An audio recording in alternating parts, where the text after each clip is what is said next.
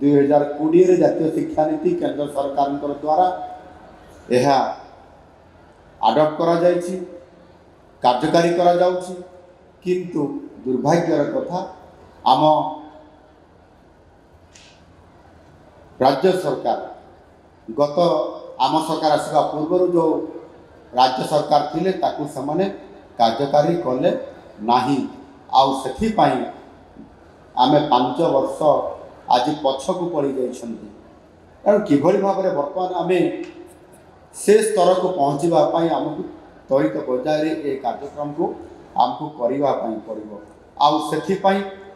ये जातीय शिक्षा नीति आमको स्पष्ट करिछि आउ शिक्षार उद्देश्य को मध्य स्पष्ट कर देछि जे आमे जो माने शिक्षकता भी करूछन्ती केवल आउ जो माने छात्र जो माने भविष्य रे निर्माण हेबे केवल चाकरी पाइबा पाई नुह जीवन कौशल सृजनशीलता और मूल्यबोध भित्तिक शिक्षा ग्रहण करने सहित से किभଳି भाव आम भविष्य रे आम पाई एक गुरु दायित्व बहन करिवो ये आधार रे आमको समान को निर्माण करने पड़ो आउ से आज जो शिशु वाटिका माध्यम आम तार प्रिलिमिनारी आम पिलामानकु आम शिक्षा देवाई योजना आरंभ करूँ 45,000 विद्यालय रे ये शिशु वाटिका तो आरंभ करा जायछि एवं किभଳି समान करा जिवो कोन करा जिवो सेमाने खेलिबे गाइबे नाचिबे देखिबे ताहा एठी हमर सेपटे जो जोटी स्टॉल लागिछि सेथिरे हमर पिला माने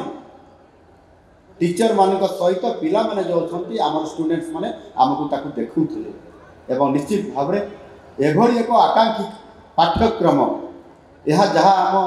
आज राज्य में कार्यकारी करा जाउछि सेथि पई जो आम जहाँ देखिलु निश्चित भाव रे यह एक बहुत बड़ उपादेयता आम पिला इम्प्लीमेंटेशन होबार कार्यकारी होगा बहुत बड़ भूमिका निभेब।